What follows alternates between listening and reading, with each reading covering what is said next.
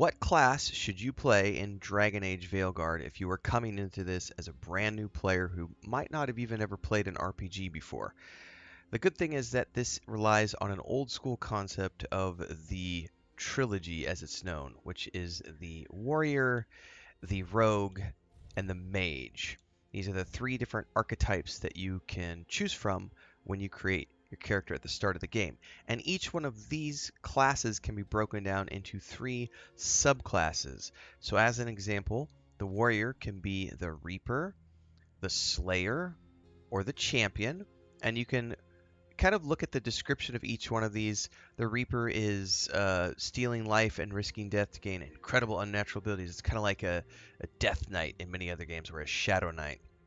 The Slayer is a general DPS tank, and the Champion is your traditional, sword and board type specialization.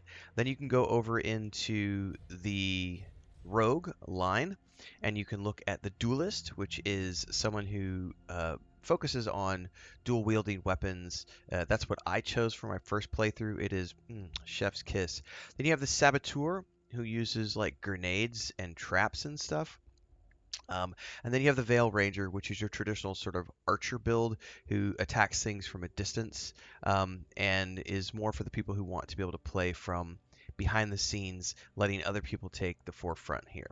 And you'll notice that as you sit here and watch these animations, it cycles through. So it shows you all three of these. It shows a brief representation of the combat style in the character creator so that you can sort of get an idea of what you're looking at as you go through this. And finally, you have the Mage, where you have the Death Caller, which is kind of like the Necromancer, so to speak.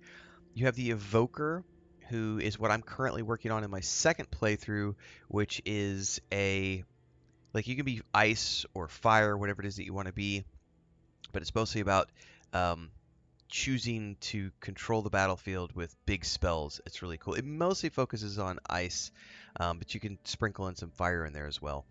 And finally, you have the Spellblade, which is a very interesting choice because it's like a melee mage. So it's all about getting up and close and personal in combat, and sort of decimating with a combo of like you have a blade and an orb.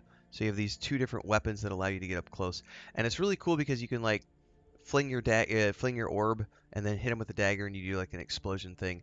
It's really cool, but it is up close and personal. So thinking about the three of these, one way of looking at it that might help you make a decision on what class is best for you is going to be: do you want to be up close and personal in the thick of combat? Because if so, you're going to want to go with a warrior, or you're going to want to go with like the duelist and the saboteur, or if you're going to be a mage, you're going to want to go with the spellblade. If you want to be at a distance, then you're going to want to go with the veil jumper, who is the archer character, the rogue archer subclass, and the other two mage types, where you're going to be doing damage from a distance and focusing on using your staff abilities and launching spells from afar. The other thing to consider in this game, when you get into the actual combat of the game, is that everything is based off of the synergies of your character with the other two individuals that join your party. There are a variety of companions to pick from, and all of them are in some way, shape, or form based around these three classes in the game. They're either going to be mages, they're going to be rogues, or they're going to be fighters. And sort of that trilogy, that trio of archetypes, means that if you're playing a mage, your balanced group is also going to have a tank character in it and like a rogue character in it.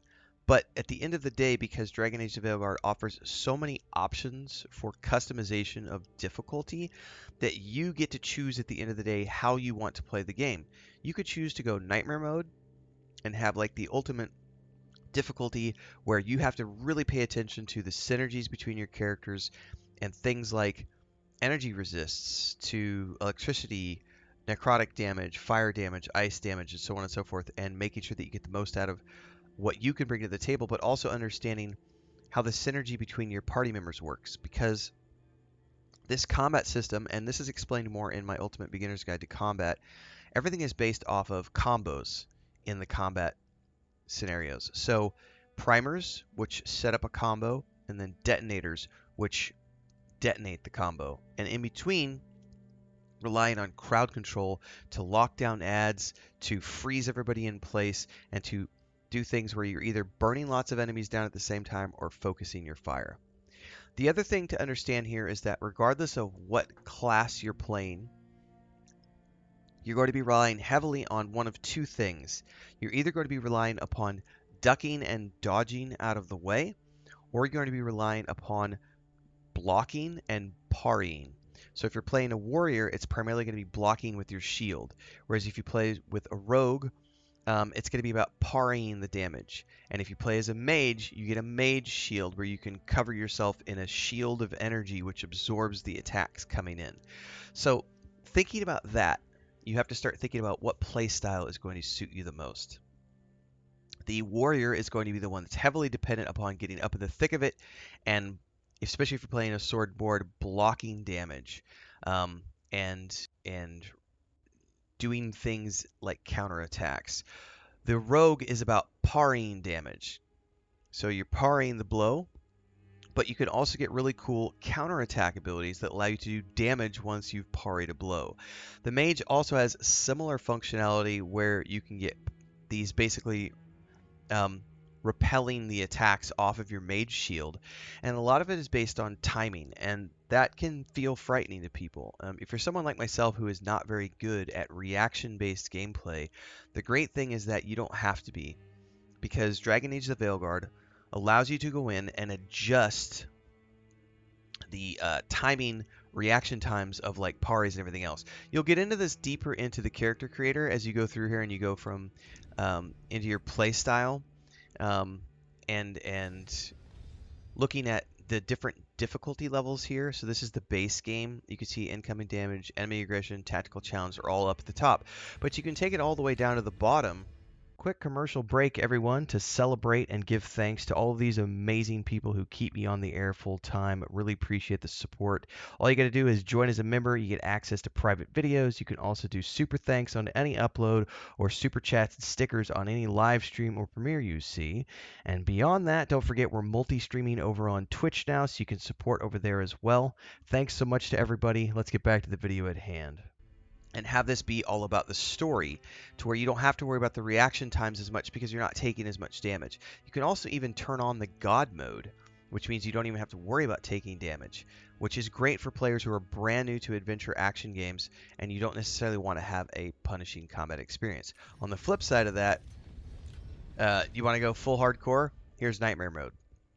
And that's for the people who want this to be as challenging as possible, and they want every single hit to almost kill them or potentially one-shot them. They want to be perfect with their timing for blocks and parries and dodges.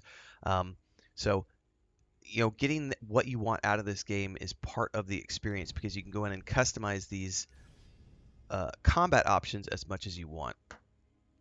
But ultimately, at the end of the day, when you're looking at what class is the right class for you, what class should you play, just think about, do you want to be up close in the thick of it? That you're probably going to want to play a rogue or a fighter or the spellblade. But if you want to be at a distance, you're going to want to go with the archer subclass of the rogue or the first two mage classes. And from there, it's just about customizing your gameplay, because one of the really cool things is that once you get into the game, and once you get into the classes and you get into these skill trees for each one of these classes, you get to mix and match those points wherever you want.